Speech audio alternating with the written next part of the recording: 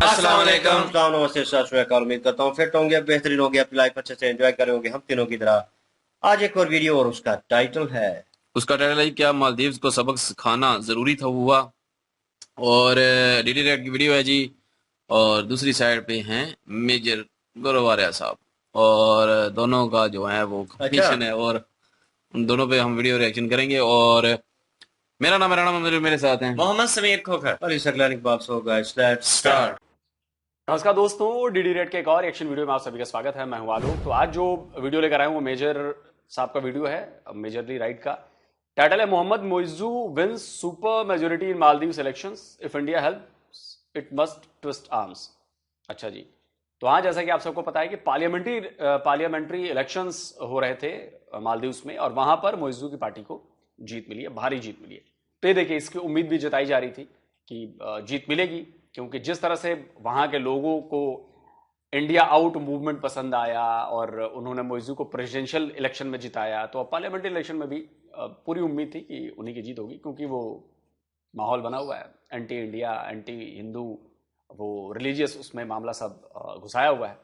तो खैर, मेजर साहब की एनालिसिस क्या कहती है, चलिए आइए देखते हैं। जय हिंद दोस्तों, मैं हूं मेजर गौरवारी और आप देख रहे हैं मेजरली राइट। दोस्तों, मालदीव्स की यह खबर है कि मोहम्मद मुइजू चुनाव के लिए खड़े हुए और भारी बहुमत से जीत गए। इसका क्या मतलब है, भारत का क्या फर्क पड़ेगा इसमें, चीन को क्या फर्क पड़ेगा, ये सारी की सारी चीजें अब हमें देखनी पड़ेंगी और मैं इनको एनालाइज करूंगा। सबसे पहले मैं आपको यह बता दूं कि ब्रेकिंग न्यूज है क्या इस मैटर में। पीपल्स नेशनल कांग्रेस, जो कि मोहम्मद मुइजू की पार्टी है, उसने एक लैंडस्लाइड विक्ट्री जीती है पार्लियामेंट्री इलेक्शन। जैसे हमारे यहां अभी पार्लियामेंट्री इलेक्शंस के लिए हो रहा है ना, पार्लियामेंट के लिए लोकसभा के चुनाव, उसी प्रकार के जो सेंट्रल गवर्नमेंट के जो चुनाव हैं वहां पे, उसमें उसने 93 सीटें होती हैं उनकी पार्लियामेंट में, 93 में से 66 वो जीत गया। इसको कह रहे हैं सुपर मेजोरिटी, यानी कि जिसको हम लोग कहते हैं एब्सोल्यूट मेजोरिटी। एब्सोल्यूट मेजोरिटी लेके जीत गया। ये एब्सोल्यूट मेजोरिटी आई कैसे, ये आई कैसे, है ना? क्या हम लोगों का यह समझना गलत था कि मालदीव्स के लोग तो प्रो इंडियन हैं लेकिन वहां का प्रेसिडेंट एंटी इंडियन है? क्या ये हम लोगों के एनालिसिस में कुछ गलती हुई? क्या ये पॉसिबल है? राइट? क्योंकि जिस देश की भारत इतने सालों से मदद कर रहा है, और सिर्फ पैसे की मदद नहीं, ये उल्टे टंगने वाले थे, वहां पे कू हो गया था, वहां पे तख्ता पलट हो गया था, पैरा वाले गए थे यहां से। The para brigade went all the way from Agra to Malé, और उन्होंने फिर जो है संतुलन बैठाया वहां पे, भगाया मार के जो भी लोग गलत लोग थे जो बाहर से आए थे। ये सारा कुछ हो चुका है। पीने के लिए पानी नहीं था, भारत ने वो दिया। पीने के लिए पानी नहीं था, भारत ने वो दिया। खाने के लिए नहीं था, भारत ने खाना भेजा। पैसे नहीं थे, भारत ने पैसे भेजे। सब कुछ भारत ने करा। फिर लोगों ने मुइजू को वोट क्यों दिया और मुइजू को भारी बहुमत से जिताया क्यों? दोस्तों, एक कहावत है, और ये कहावत मैंने खुद ही लिखी है, मतलब ये और किसी की कहावत नहीं है, गौरवारी ओरिजिनल कहावत है। Gratitude is future looking. ये मेरी कहावत है, नोट कर लीजिएगा और इस्तेमाल करिए इसको। Gratitude is future looking. जब आप किसी के लिए ग्रेटफुल होते हैं, जब आप किसी का एहसान मानते हैं, तो 99% लोग ऐसे होते हैं वो उस चीज का एहसान नहीं मानते जो आप उनके लिए पहले कर चुके हैं। वो उस चीज का एहसान मानते हैं एडवांस में, जो उनको लगता है कि कल आप उनके लिए करेंगे। आपको समझ में आ रहा है? Gratitude is future looking. Bharat ने जो भी मदद करी, मालदीव्स ने खाया, हजम करा, कहानी खत्म हो गई। लेकिन उनको लगता है कि जितना हमें भारत दे रहा है उससे कहीं ज्यादा फ्यूचर में चीन हमें दे सकता है। और मुझे लगता है कि एक उसका इंपैक्ट है। बीच में पॉलिटिकल जिगरी बुगरी हुई होगी, इससे 5 रुपए ले, इससे 10 दे, ये वो हॉर्स ट्रेडिंग। मैं मना नहीं कर रहा हूं उस चीज का, लेकिन कहीं ना कहीं अगर इतनी भारी बहुमत से जीता है, इसकी पार्टी भारी बहुमत से जीती है, लोगों ने तो वोट करा है उसमें। अगर लोगों ने वोट करा है, फिर हमें समझना पड़ेगा कि भाई मालदीव्स के साथ हमारी स्ट्रैटेजी क्या होनी चाहिए। अब लोगों ने यह नहीं देखा किस तरीके से करीब 36 टापू मालदीव्स के, 36 आइलैंड्स, मालदीव कई सारे आइलैंड्स है ना, 36 टापू इन्होंने चाइना को पकड़ा दिए। तुम्हारे हैं, तुम रखो, 20-50 साल के लिए रखो, ऐश करो यहां पे। अपने मुल्क को गिरवी रख दिया। ठीक है, पहली बात। दूसरी बात, इन्होंने बिल्कुल जो माले का जो एयरपोर्ट है, माले इनकी कैपिटल है मालदीव्स की, उसके बाहर का एयरपोर्ट जो था, उसके माले का जो एयरपोर्ट, उसके बिल्कुल सामने एक आइलैंड है, बहुत बड़ा टापू है, वो उन्होंने 50 साल के लिए चाइना को दे दिया। बड़ा स्ट्रेटेजिक है दोस्तों। मतलब अगर आप माले के एयरपोर्ट में खड़े हो, एक सर्टेन हाइट पे आपको आइलैंड दिखता है, इतना पास है, वो दे दिया चाइना को। इन्होंने चाइना को सब कुछ दे दिया। बीच में आपको पता है मोहम्मद मुइजू के बारे में इन्वेस्टिगेशन हुआ था। हमने 3-4 दिन पहले ही तो आपको कवर करके दिए न्यूज कि फाइनेंशियल इन्वेस्टिगेशन जो यूनिट थी मालदीव्स की, जो धांधलियां देखती, जैसे हमारे यहां ईडी है ना, वहां पे वो, उसने और मालदीवियन पुलिस ने यही निकाला था कि मुइजू ने चटनी चाटी है चीन की। अब दोस्तों ये सब जो बातें हुई है ना, ये देखना पड़ेगा इस परिप्रेक्ष्य में कि ये जीत कैसे रहा है बंदा, और भारत के लिए इसमें सबक क्या है। अब भारत के लिए सबक क्या है? मुझे लगता है 2-3 सबक है। भारत की अक्सर ये पॉलिसी रही है कि जो मांग रहा है देश, वो उसको दे दो, ये हमारा भाई है, हमारा दोस्त है, कोई बात नहीं। भारत की जो हेल्प है उसमें कहीं ना कहीं आपको दरियादिली दिखाई देती है। मुझे लगता है कि लोग डिजर्व नहीं करते हैं, उनको चाइना पसंद है। चाइना डायरेक्टली पॉकेट में पैसा डालता है और फिर पूरा हाथ मरोड़ देता है अगर किसी ने बात नहीं मानी तो। मुझे लगता है लोगों को यही भाषा, यही जबान समझ में आती है। और मालदीव्स के लोग गलत नहीं है, मैं मालदीव्स के लोगों को बिल्कुल गलत नहीं कह रहा, मैं कह रहा हूं कि हम, देखिए, यही काम श्रीलंका ने चालाकी से करने की कोशिश की थी।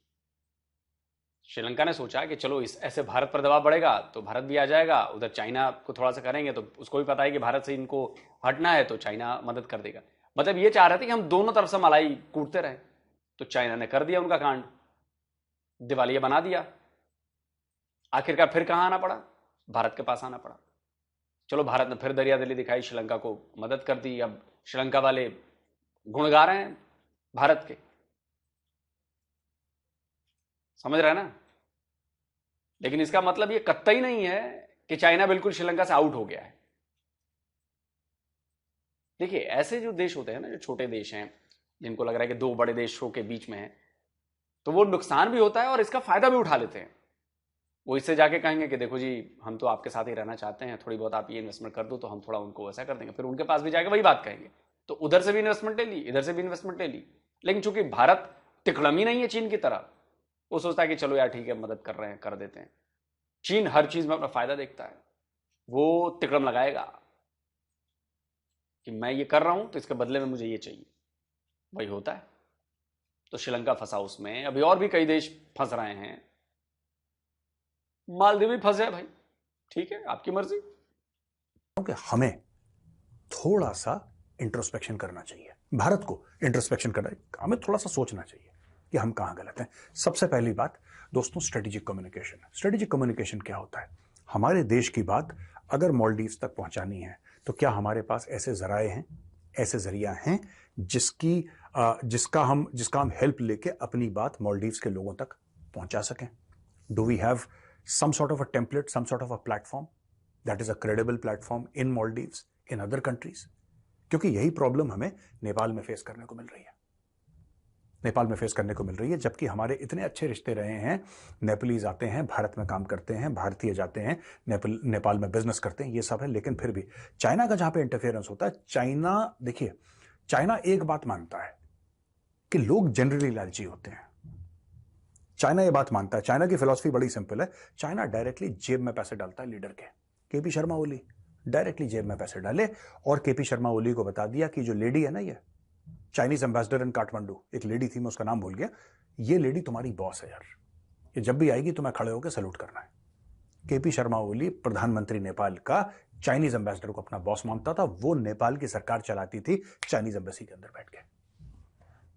क्योंकि एक बार आपने चीन से पैसा पकड़ लिया, प्राइवेट पैसे की बात कर रहा हूं, सरकारी लेवल पे वो अलग है, वो गेम अलग है। एक प्राइवेट लेवल पे आपको क्या लगता है कि पाकिस्तानी इस तरीके से क्यों लेट जाते हैं चीन के आगे? अमेरिका के आगे ऐसा नहीं लेटते, बात मानते हैं अमेरिका की, प्रेशर लेते हैं अमेरिका का, लेकिन जिस तरीके से ये चीन के आगे लेट जाते हैं, अमेरिका के आगे नहीं लेटते। ऐसा क्यों है? क्योंकि इन्होंने भी चटनी चाटी है चाइना की भाई, इन्होंने भी पैसे ले रखे हैं मोटे। अब वापस आते हैं मालदीव्स पे। हमें यह बात समझनी पड़ेगी कि ये पूरे मालदीव्स का जो मैटर है, ये कहाँ जा रहा है? मालदीव्स देखिए, अगर आप नक्शे में देखेंगे दोस्तों तो आप ये देखेंगे, ये यहाँ पे श्रीलंका है नीचे, और इस तरफ थोड़ा सा ले जाएंगे towards the left, as you face the map you will see there is Maldives. Maldives के ऊपर बिल्कुल north of Maldives INS Jatayu Indian navy का बेस है, और ये बहुत जरूरी है। मालदीव जो है वो बहुत जरूरी है चाइनीज के लिए। चाइनीज छोड़ नहीं सकते। अगर चाइनीज ने मालदीव्स छोड़ दिया तो बाद में चाइना को, मैं बता रहा हूं, उसके लेन देन में बड़ी प्रॉब्लम होगी चाइना को, मालदीव्स के साथ जो भी है, भारत के साथ जो भी है। चाइना वहां पे अफोर्ड नहीं कर सकता, इसलिए चाइना ने इसको बोला है कि हम बहुत पैसे लगाएंगे, अरबों डॉलर लगाएंगे, आपके हर एक आइलैंड में हम रिजॉर्ट बनाएंगे, 7 स्टार 5 स्टार रिजॉर्ट बनाएंगे, सब कुछ। दोस्तों कहीं ना भारत ने पास्ट में गलतियां करी हैं। जैसे कि वो एक आइलैंड की बात थी जो श्रीलंका का था, उसको दे दिया, फिर वो कोको आइलैंड हमने उसको दे दिया, ये वाला आइलैंड अच्छा तू ये ले तू ये ले। ऐसा हमने बांटा है रियल एस्टेट अपना कि कोई यही सोचेगा रियल एस्टेट में सही वर्ड यूज कर रहा हूं, गलत नहीं, आपको बुरा लगे तो मैं माफी चाहूंगा, लेकिन boss this is real estate, we have treated like real estate our leaders in the past. हमने ये नहीं देखा कि भारत माता का एक टुकड़ा, हमने बोला रियल एस्टेट है, एक प्लॉट दे दिया, जाओ प्लॉट दे दिया बॉस, और आज की तारीख में you are having to face the consequences. इनको जब पहले मदद करी थी ना, जब हमने फौज भेजी थी वहां पे, तभी हमने कील ठोक देनी चाहिए थी। वो ऑपरेशन बड़ा प्यारा था जो पैराज ने करा था मालदीव्स में, it was a beautifully conducted operation. Brigadier Balsara थे, he is a legend paras के। ब्रिगेडियर बलसारा पूरी ब्रिगेड को ले गए थे वहां पे, पूरा सब कुछ करा, लेकिन वही चीज है भारत में, वो एक सेंस ऑफ डिसेंसी जो। ये ऑपरेशन कैक्टस की बात हो रही है, तो आप लोग अगर जानना चाहें तो ऑपरेशन कैक्टस जाकर जरूर पढ़िए, बहुत जबरदस्त ऑपरेशन था। और इतनी दूर जाकर, मेनलैंड इंडिया से इतनी दूर जाकर, और इतना भयानक, खतरनाक, दिलेर ऑपरेशन हमारी फौज ने किया, बहुत बड़ा ऑपरेशन था। जो है ना कि यार चलो ठीक है, हमारा काम खत्म हुआ, गायब। हमने क्या करा, बांग्लादेश को हमने, ईस्ट पाकिस्तान था, हमने आजाद करके बांग्लादेश 13 दिन में बनाया, और जैसे ही बांग्लादेश बन गया, ये लो चाबी, बाय बाय। हम काम करने के लिए आए थे। हमारे कितने फौजियों ने अपनी जान दी, देश पे बलि चढ़ाई, अपने सर कटाए, वीरगति को प्राप्त हुए। एंड में हमने ईस्ट पाकिस्तान बोला, ये बांग्लादेश है, ये लो भैया चाबी तुम्हारे देश की, राम राम। ठीक था, मना नहीं कर रहा, ठीक था। लेकिन क्या, मैं आपको बस बैकग्राउंड में ले जा रहा हूं। जब आपके पास 93,000 फौजी थे पाकिस्तानी, 93,000 पाकिस्तानी, उनकी पैंटें आपने ढाका में उतारी थी, उन्होंने सरेंडर साइन करा था, क्या आप कश्मीर की प्रॉब्लम परमानेंटली सॉल्व नहीं कर सकते थे? नहीं कर सकते थे क्या आप परमानेंटली सॉल्व? कश्मीर की प्रॉब्लम 100% सॉल्व हो जाती। 93,000, उसमें एक लेफ्टिनेंट जनरल, पता नहीं आधा दर्जन मेजर जनरल, और कितने ब्रिगेडियर, और कितने क्या क्या। आया वो शिमला में अपनी बेटी को लेकर, जुल्फिकार बेनजीर को लेकर आया था, और वहां पे नेगोशिएटिंग टेबल में जो भी आपके 1971, पाकिस्तान की तो हवा निकल गई थी भाई, उस लड़ाई में पाकिस्तान की हवा निकल गई, बाप बाप करके पैर पे पड़े थे। तब आपने नेगोशिएट नहीं करा, आपने बोला ठीक है कोई बात नहीं यार, हो गया चलो खत्म करो। लातों के भूत बातों से मानते हैं कोई। उस समय आपने नेगोशिएट नहीं करा। 1972 में शिमला मुआहदा हुआ, शिमला अग्रीमेंट। तो जो शिमला अग्रीमेंट थी उसका क्या मैटर था, बोला यार जो कश्मीर वाला मामला है ना, उसको एक काम करते हैं, सीज फायर लाइन को हमने बोल दिया लाइन ऑफ कंट्रोल, ये मैप वैप हमने साइन कर दिया, दफा दफा डटा, अच्छा गुड। आपने सियाचिन सॉल्व नहीं करा, आपने सर क्रीक सॉल्व नहीं करा। जो हमारे फौजी थे, कैदी, हमारे कैदी फौजी थे, आपको स्टोरी आपको पता ही होगी, जो पाकिस्तान ने अपने पीओडब्ल्यू बना के अपने जेल में रखे थे, प्रिजनर ऑफ वॉर, आपने उनके बारे में कुछ नहीं करा। आपने पाकिस्तान से, पाकिस्तान का आधा मुल्क आपने तोड़ के गिफ्ट में दे दिया बांग्लादेश को, ईस्ट पाकिस्तान बांग्लादेश बन गया, आपने दे दिया। आज की तारीख में पाकिस्तान के साथ आपकी प्रॉब्लम है, आज की तारीख में बांग्लादेश के साथ आपकी प्रॉब्लम है। बांग्लादेश के साथ बाउंड्री डिस्प्यूट आप सॉर्ट कर सकते थे तब, नहीं, वो मोदी जी आए तब मोदी जी ने करा उसको, बोला कि ठीक है आप बांग्लादेश, भारत, आप हमारे मित्रों, कोई बात नहीं, लेन देन करके इतना इतना करके फाइनल करो, कहानी खत्म करो। फिलहाल में बांग्लादेश और भारत के बीच अब कोई सीमा विवाद नहीं है, कोई बाउंड्री डिस्प्यूट नहीं है। हम लोगों ने वो बाउंड्री डिस्प्यूट बातचीत करके, जैसा कि मेजर साहब ने बताया, वो हम सुलझा चुके हैं। वो ऑन रिटर्न है, ऑन पेपर है। हमारे साथ और बांग्लादेश के बीच में कोई जमीन का विवाद नहीं है, कोई सीमा का विवाद नहीं है, कोई बॉर्डर इशू नहीं है। नथिंग। ये मोदी जी के आने के बाद हुआ है। जब आपने देश बनाया तब आप नहीं सॉर्ट आउट कर सकते थे सब। दोस्तों मैं बता रहा हूं, यही चीज मालदीव्स के साथ हुई है। यही पूरा मैटर मालदीव्स के साथ हुआ है कि मालदीव्स की हमने हर समय मदद करी, और आज की तारीख में वही लोग भूल गए, because gratitude is future looking. मैं आपके लिए, मैंने पास्ट में क्या करा, वो आपके लिए इंपॉर्टेंट नहीं है। मैं आपके लिए कल क्या कर सकता हूं, वो ज्यादा इंपॉर्टेंट है आपके लिए। और ये बात मालदीव्स ने दोस्तों प्रूव कर दी है। आगे हम जब भी मदद करें किसी भी देश की, तो चाइना वाला, मुझे लगता है कि चाइना से कुछ सीखने की जरूरत है। पहले उससे बोलो कि ठीक है बेटा, पैसे तो हम तुम्हें दे देंगे, लेकिन तुम्हारे घर के बर्तन गिरवी रखो। पहले पैसे चाहिए ना तुम्हें, घर के बर्तन पहले गिरवी रखो। मुझे लगता है लोगों को यही लैंग्वेज समझ में आती है दोस्तों। बिल्कुल सही बात कही है मेजर साहब ने। और देखिए, अब पास्ट की जो गलतियां हुई उनको सुधारा तो ऐसे नहीं जा सकता। वो चाहे कश्मीर को लेकर यूएन में चले जाना हो, भाई लड़ाई चलने देते, मुजफ्फराबाद तक भगा ही दिया था, मामला शॉर्ट आउट हो जाता, महीने 2 महीने 4 महीने और लड़ाई चलती, हो जाता मामला। लेकिन नहीं, वहां पर गलती हो गई, इधर भी गलती हुई। और बिल्कुल ये बात सही है कि जब 93,000 पाकिस्तानियों की पैंट हमारे पास थी, फौजी थे, तो बहुत कुछ टेबल पर डील की जा सकती थी। लेकिन भाई नहीं, हम तो बड़े दिल वाले हैं और ऐसा है और वैसा है। चलिए, अब तो जो हो गया सो हो गया, अब जो सामने है उससे डील करना है। तो मालदीव वाले तो बड़े एहसान फरामोश हैं। हमने उनको अपनी फौज भेजी, वहां पर उनको बचाया, उसके बाद अभी इतनी मदद की हमने, लेकिन ये सब भूल गए हैं। खैर कोई बात नहीं, वक्त सबका आता है।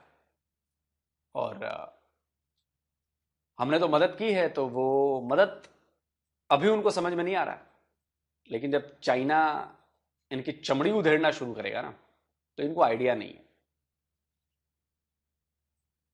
जैसे उइगर मुसलमानों की चमड़ी उधेड़ दी है उसने उधर, वैसे ही इनकी भी उधेड़ देगा। और तब आएगा इंडिया याद इनको। अभी आया था ना, पानी तो उसने भिजवा दिया, लेकिन जब बारी आई कि भैया खाने के लिए अंडे नहीं हैं, ब्रेड नहीं है, सब्जियां नहीं हैं, आलू नहीं है, घर बनाने के लिए, कंस्ट्रक्शन के लिए, रियल एस्टेट के लिए रेत नहीं है, तो भारत याद आया। चलो, भारत ने दे दिया।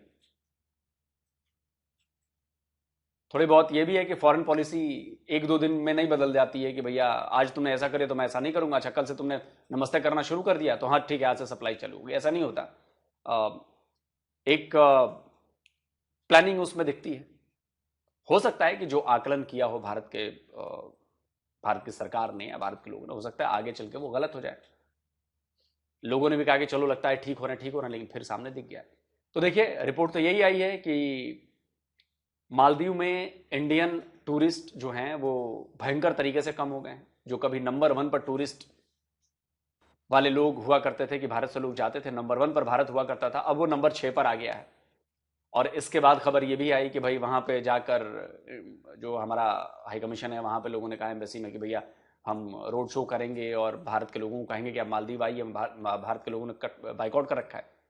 तो अब मैं ये कह रहा हूँ कि जो 6ठे नंबर पर भी जितने लोग जा रहे हैं, उनको भी ये समझना चाहिए कि मालदीव का बाइकआउट पूरी तरह से कर दीजिए। मालदीव का बाइकआउट, चलिए सरकार की तरफ से चीजें चल रही हैं, उनकी अपनी डिप्लोमेटिक लेवल पे बातचीत चल रही है, या वो दूर का कुछ सोचते हैं करते हैं, वो फॉरेन पॉलिसी है। हमारी पॉलिसी ये कहती है कि इनको बिल्कुल छोड़ दो, इनको एकदम इंडिया आउट कर दो वहां से। अब ये बाप बाप करके चिल्लाएंगे और इनको चीखने दो। भारत सरकार को अगर लगता है कि चलो अगर हम मदद ज्यादा नहीं करेंगे तो 100% चाइना के चंगुल में चले जाएंगे, जाने दो इनको चाइना के चंगुल, जो होगा देखा जाएगा। लेकिन इनको इस बात का एहसास कराना है कि एहसान फरामोशी अच्छी बात नहीं होती। ये मालदीव की सरकार को भी और मालदीव के लोगों को भी मुझे लगता है कि उनको भी ये सबक सिखाना पड़ेगा। तो मुझे लगता है कि आने वाले दिन में, हालांकि मुझे पता नहीं ऐसा क्यों लग रहा है कि आने वाले दिनों में सरकार की तरफ से भी कुछ कान मरोड़ा जाएगा। ऐसा नहीं है कि छोड़ दिया जाएगा, लेकिन जो कि होता है ना कि पहले 2 थप्पड़ मारो फिर थोड़ा प्यार कर दो तो आदमी आ जा। तो अभी मालदीव को प्यार किया जा रहा है, फिर इसके बाद थप्पड़ पड़ेंगे। और फिर देखते हैं ना कि भाई एक कहावत है कि दूर के दोस्त से पास का दुश्मन भला, क्योंकि जब घर में आग लगेगी ना तो दूर का दोस्त जब तक पहुंचेगा तब तक तो आप जल के खाक हो जाओगे। तो चाइना आप सोचो, जो नक्शा अगर आप देखोगे तो मालदीव के सबसे करीब कौन है? हम हैं। चाइना तो बहुत दूर है ना। अगर चाइना राइट से आएगा तब भी उसको महीनों लगेंगे आने में, लेफ्ट से आएगा तब भी उसको महीनों लगेंगे आने में सामान लेकर। हाँ, थोड़ा मोड़ा आप जहाज से भेज दे तो ठीक है, एक आध दिन में पहुंच जाएंगे, लेकिन उतने से काम नहीं होगा ना। तो मालदीव को अभी समझ में नहीं आ रहा है, और मालदीव के लोगों को भी अभी समझ में नहीं आ रहा कि उनसे कितनी बड़ी गलती हो रही है। और ठीक है, और सरकारें आती हैं जाती हैं, अभी लहर चल रही है, कोई बात नहीं, अच्छी बात है। और वहां के लोगों ने चुना है तो भाई कुछ सोच के ही चुना होगा, उनको कुछ तो पॉलिसीज अच्छी दिखी होंगी इसलिए चुना होगा, भाई ये उनका मामला है। तो अच्छी बात है, अगर उनको लगता है कि भारत से, मालदीव के लोगों को लगता है कि भारत से संबंध नहीं रखने चाहिए तो अच्छी बात है भाई, मत रखो। फिर भारत को भी यही करना चाहिए कि मालदीव से संबंध नहीं रखना चाहिए। अब देखते हैं क्या होता है इसमें। कमेंट करके आप बताएं क्या कहते हैं। जल्दी मिलता हूं एक और नई वीडियो के साथ। नमस्कार, जय हिंद। जी पॉलिटिकल वे से बताएं जी। जी बिल्कुल जी। मालदीव की अगर बात की जाए, मालदीव ने वाकई एहसान फरामोशी की है। उनकी थोड़ी सी कट्टरपंथी की वजह से और नेगेटिव की सोच की वजह से जो चंद उनके लीडर थे जिन्होंने नेगेटिव बयानात दिए हैं, उनका कितना बड़ा खमियाजा मालदीव को भुगतना पड़ा है, ये उनकी सोच से भी भला तर था। और मोइजो जो है वो तो घबराए घबराए से थे, बुखला चुके थे। उनको तो वहमो गुमान में भी नहीं था कि कितना बड़ा फैक्ट जो है वो होगा अगर भारत के साथ उनके ताल्लुकात खराब होंगे तो जब नुकसान हुआ। लेकिन भारत की अगर बात की जाए तो इतना बड़ा दिल है यार कि इतनी कट्टरपंथी और नफरत अंगेज बयानात के बाद भी भारत को अगर फिर मदद के लिए मालदीव ने पुकारा है तो दोबारा से मदद करने के लिए चले गए। ये नहीं कहा कि यार तुम पहले एहसान फरामोशी कर चुके हो, अब हम तुम्हारी मदद नहीं करेंगे। नहीं जाना खाने के लिए नहीं था, खाना दिया। पानी पीने के लिए नहीं था, पानी दिया। हालांकि दुश्मन, वो कहते हैं ना कि जो दुश्मन का दोस्त होता है ना वो भी दुश्मन होता है। चाइना जो है वो हिंदुस्तान का दुश्मन था और है अभी तक। लेकिन ये है कि मालदीव ने क्या किया, मालदीव खाता तो हिंदुस्तान का है लेकिन गुण वो चाइना के गाने उसने शुरू कर दिए थे, चाइना के पक्ष में चला गया था। और चाइना ने जो श्रीलंका के साथ किया यार, श्रीलंका एक बहुत बड़ी एग्जाम्पल है दुनिया के लिए। इससे सीखना चाहिए कि चाइना क्या करता है। चाइना वो बिल्कुल, चाइना जेब में हाथ डलवाता सही है, लेकिन जब उसकी डिमांड्स के मुताबिक ना काम किए जाए तो वो पूरा हाथ ही जो है ना वो उसको मोड़ देता है। ये बात बिल्कुल सही है मेजर साहब की भी, और आलोक सर ने भी जो बातें की हैं बिल्कुल ठीक की हैं कि ये एहसान फरामोशी लोग हैं मालदीवी, इनको सबक सिखाना चाहिए था। और जो थोड़ा बहुत टूरिज्म वहां पे बचा है हिंदुस्तान की तरफ से वो भी नहीं होना चाहिए, उससे भी थोड़ी कम रेशो होनी चाहिए ताकि इनको अच्छी तरीके से एक दफा सबक मिले। ये तो होल्ड करने वाले हाँ। पे डिपेंड करता है ना। मौजू आप होल्ड कर रहे हैं, वो लोगों के साथ विक्टिम कार्ड किस चीज का खेल रहे हैं, रिलीजियस का। वो उन्होंने कहा ना कि वो हिंदू मुस्लिम वाला, ठीक है, कि वो हिंदू हैं इंडियन जो हैं वो सारा करके और इसीलिए वो जीते हैं, ठीक है। लेकिन अवाम का कहीं ना कहीं कसूर नहीं होगा। अवाम जो है अभी सपोर्ट किया है, वो जैसे गौरव सर कह रहे थे कि उनको वोट मिले हैं तो वो जीते हैं ना, ठीक है। अब जो लोग वहां पे हैं वो मुहाल भी होंगे, फिर भी उन्होंने वोट दिए हैं, उन्होंने भाई वहीं पे रहना है। क्योंकि जिस तरह की एक कह लें कि खुश्क साली हुई पड़ी थी, मतलब खाने पीने को कुछ नहीं था, और इंडिया ने हेल्प आउट की, नो डाउट उन्होंने की। लेकिन चाइना क्यों होल्ड करता जा रहा है? चाइना को क्या बेनिफिट है? असल मकसद जो है वो निकालना चाह रहे थे चाइना को गौरव सर। बेनिफिट है ना, चाइना नजर रखना चाहता है ना भारत के ऊपर। हाँ, होल्ड चाइना करना को और चाहते क्या हैं बेनिफिट है? नजदीक। तो हाँ। वो नजदीक होल्ड करना चाहता चाइना है। तो यही हाँ। चाहता है ना कि चाइना को वो पता है अड्डा हमारे जो है, अड्डा मिल जाएंगे। वो अड्डा जो उन्होंने लिया है वो इसी मकसद के लिए है, और गौरव सर उसी पॉइंट को लाइट आउट कर रहे थे। लेकिन आलोक सर जो है उसको एक डिफरेंट नजरिए के साथ देख रहे हैं, ये दूसरा पॉइंट देख रहे हैं। जो मतलब उन्होंने एहसान फरामोशी की, वो उन्होंने मेजर साहब ने भी मेंशन किया। लेकिन मेजर साहब का मेरे ख्याल में, इन माय ओपिनियन, वो बताना चाह रहे थे कि जब फौज भेजी थी, वो मिशन हुआ था स्टार्टिंग में, वहीं पे इनको ठोक देना चाहिए था, वहीं पे इनका बिल्कुल। कंडा निकाल देना चाहिए था, ताकि ये सिचुएशन आती। इंडिया का भी बता रहे थे हिस्टोरिकल वे से कि हर दफा मदद करता है, हर दफा पोलाइट वे में बात करता है, यहाँ हर दफा छोड़ देता है। बिल्कुल पाकिस्तान की बात आई ये तो 90,000 की, तो वहां पे भी उन्होंने कश्मीर का मसला रिजॉल्व हो सकता था। चाइना की स्ट्रेटजी तो सबको पता है, और जो कुछ पाकिस्तान में हो रहा है, जिस तरह मेजर सर ने बोला कि ये अमेरिका के सामने नहीं लेटते, हम्म चाइना के सामने क्यों लेटते हैं, क्योंकि उन्होंने चटनी चटी हुई है। और उन्होंने मेंशन ठीक किया है, लेकिन यह है कि पाकिस्तान में एक मिसाल चलती है कि इंडिया को वो लेनी चाहिए मिसाल, जो है नेकी करो जेब में डाल, और मीन्स के नेकी करो वो सामने रखो, हम्म क्योंकि अगले बंदे को पता हो, वो देखता रहे कि यार ये नेकी की है तेरे साथ, तो उसका कुछ ना कुछ तो अजर देना, कुछ ख्याल करना, रिस्पेक्ट करना। हम्म लेकिन यह है कि वो उनका बिहेवियर जो है वो हिंदू मुस्लिम और इस चीज को लेकर उन्होंने वो सारा विक्टिम कार्ड खेला और वो जीते हैं वहां से। तो स्ट्रेटजी जो है चाइना की वो तो साफ सबको नजर आ रही है, साफ नजर आ रही है, क्योंकि इंडिया के मुखालिफ है और घेरना चाहता है दोनों तरफ से। तो जहां तक आलोक साहब ने कहा कि हेल्प देंगे सही चाइना आपको, हम्म लेकिन वो कितनी देर तक पहुंचेगी और कब तक पहुंचेगी वो भी देखना पड़ेगा। चाइना ने वहां पे अपने अड्डे तैयार किए होंगे, एक किस्म की रिहाइश उनका सेकंड प्लेस होगा, हम्म जिस तरह वो पाकिस्तान उन्होंने एक किस्म का सेकंड प्लेस होल्ड करने की कोशिश की है, हम्म काफी हद तक वो होल्ड कर गए हैं, नो डाउट। और लेकिन यह है कि अब वो वहां पे मालदीव में उस चीज को क्लियर करना चाहते हैं, और वो इंडिया को घेरा डाल रहे हैं एक किस्म का। लेट्स सी वो क्या आगे स्ट्रेटजी अपनी रखते हैं और किस तरह उसको इम्प्लीमेंट करते हैं। लेकिन इंडिया के लिए एक किस्म का यही कह लें इन अ सीरियस नोट, एक फंदा तैयार हो रहा है, और इस चीज को रोकेगा इंडिया, किस तरह रोकेगा, I don't have any clue और एनी आइडिया। बिल्कुल जी। और बात करें तो मालदीव की, तो मालदीव के लोगों ने साबित कर दिया है कि वो भी मोइजू की सोच के मुताबिक ही काम कर रहे हैं। हम्म उनको उनकी सोच पसंद आई है, हम्म इसीलिए तो उन्होंने जो है वो इतनी मेजॉरिटी में जो है उनको बिल्कुल जिताया है हाँ और उनको सपोर्ट किया है। तो इससे साबित होता है कि वो भी यही कहीं ना कहीं यही चाहते हैं कि वही एंटी मजहब के लिहाज से भी वो चाहते हैं, और दूसरा जो है वो पैसे के भी हैं कि जो चाइना है वो ज्यादा करेगा, वो यही सोच रहे हैं। तो लेकिन बात ये है ना कि उनको पता नहीं है कि चाइना जो है वो अपना फायदा देखता है, और जहां पे फायदा होता है वहां पे ही जो है वो इन्वेस्ट भी करता है वो। और इन्वेस्ट करेगा चाइना, क्यों नहीं करेगा, इन्वेस्ट करेगा, लेकिन ये है कि जब वो वापस नहीं कर पाएंगे तो फिर वो चमड़ी देड़ेगा। तो यही हाल वो हर एक के साथ करता है, श्रीलंका हो या पाकिस्तान हो या कोई और दूसरे मुल्क हो, सबके साथ यही। और जैसे कि यूरोप ने भी जो है वो चाइना से जान छुड़वा ली, वो उन्होंने जो बेल्ट रोड था उससे भी जो है पीछे हट गए। तो इस तरह काफी सारे मुल्क जो हैं वो पीछे भी हटे हैं, काफी सारे मुल्क फंस भी चुके हैं। लेकिन या जहां पे देखा जाए कि वहां पे जो चाइना है ना, वो असल में अड्डे बनाने का मेन जो उसका रीजन है ना वो यही है। हम्म तो वो तो ये चाहेगा कि अड्डे मिले उसको और वो उन पे होल्ड करे और इंडिया पे जो है वो नजर रख सके, और इंडिया जो है वो इसका जो भी वो चाहता है, जो उसकी सोच है वो पूरी हो जाए।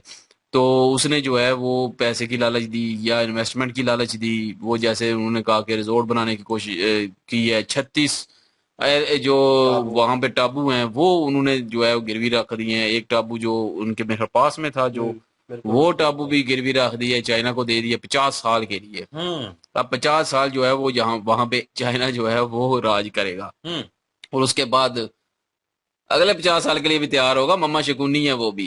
तो बिल्कुल क्योंकि वो मम्मा शकुनी की जो आप महाभारत देख रहे हैं ना, तो उसमें भी जो आप लोग भी हमारे साथ देख ही रहे हैं, तो वहां पर तक पहुंचे हैं जहां पर वो कह रहा है कि पांडव जो हैं वो वनवास पे जाएंगे 12 साल के लिए, और 13वें साल अगर नजर आ गए तो फिर 12 साल शुरू हो जाएंगे। तो ये वही वनवास चाइना ही कर रहा जो है। है धृतराष्ट्र। वही चीज है। और चाइना जो है ना, चाइना यही चीज कर रहा है कि शकुनी का ही जो है ना वो सोच और वो आइडिया वो लिया हुआ है। मुझे लग रहा है कि 50 साल के लिए लें, अगले 50 के लिए कोई ना कोई तैयारी कर ही लेंगे फिर से। वक्त बहुत है। तो बहुत वक्त है, 50 साल कम तो नहीं होता ना। बहुत तो वक्त 50 साल के लिए फिर सही है, और कोई ना कोई बहाना करके या कोई और पैसे दे के या इतनी इकानमी उनकी खराब करके फिर उनको लालच दे के उनको और फंसा के जो है वो आगे 50 साल ले जाएगा। हम्म तो समझे, एक दफा चाइना के पास हाथ में लग गया तो वो चाइना के हाथ में ही लगा रहेगा अब हमेशा के लिए, वो चाइना का ही बन गया हिस्सा। हम्म और जैसे कि इन्होंने भी एक और बात भी मेंशन की है कि काफी सारे जो हैं वो आयरलैंड थे जो इन्होंने जो है वो दान में दे दिए हाँ। ऐसे ही। और कि ये प्लाट है जी, ये तुम रख लो, श्रीलंका को दे दिया, किसी को दे दिया, कोई किसी को दे दिया। तो वो अगर इंडिया के पास होते तो आज इंडिया जो है वो उन पे जो है वो अपने अड्डे बनाता और उन पे जो है वो ये सारा मालदीव्स को भी कट ऑफ करता उस चीज की वजह से। और जैसे कि लक्षद्वीप का भी है टापू एक इनके पास, तो लक्षद्वीप जो है वो भी जो है अभी जो है वो उस पर भी काम करना जो है इंडिया ने स्टार्ट कर दिया है और मालदीव्स के मुकाबले में उसको डेवलप कर रहे हैं, तो इंडिया कर भी लेगा, हम्म इसमें कोई शक नहीं है।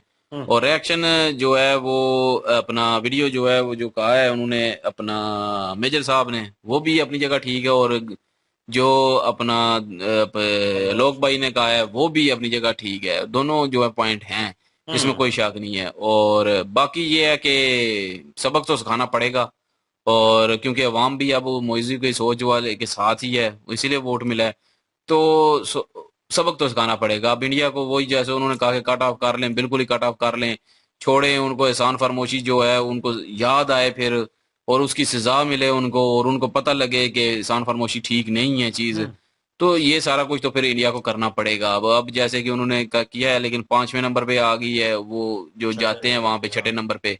तो अब मैं कहता हूँ कि वो जो 28,000 28,700 कुछ बंदे जा रहे हैं वो भी नहीं जाने चाहिए, और अपनी गवर्नमेंट का जो है वो साथ देना चाहिए, अपने मुल्क का साथ देना चाहिए उनको भी। और हो भी सकता है अगर दोबारा से जो है वो इंडिया करेगा अगर बाईकाट फिर से, तो फिर वो भी तादाद कम हो जाएगी, और ऐसा ऐसा बिल्कुल ही कम हो जाएगी, और हम्म लक्षद्वीप जो है उसके मुकाबले में डेवलप हो जाएगा तब तक। तो बहरहाल ये वीडियो देख के काफी सारी इंफॉर्मेशन भी मिली है और काफी जानकारी भी, और दूसरा ये है कि अच्छा भी लगा वीडियो देख के, और दोनों लेजेंड साथ थे, तो बिल्कुल जी, दोनों दोनों का पे देख हम के अक्सर हमारा रिएक्शन रिएक्शन देते हैं। बिल्कुल। जबरदस्त वीडियो थी। इनकी ओरिजिनल वीडियो की लिंक और महाभारत की लिंक डिस्क्रिप्शन में मौजूद होगी, प्लीज जाएं, विजिट करें, चेक करें, सपोर्ट करें। इंशाल्लाह मिलते हैं नेक्स्ट वीडियो में। अपना ख्याल रखिएगा, दुआ में याद रखिएगा। तब तक के लिए अल्लाह अल्लाह हाफिज, हाफिज। पीस।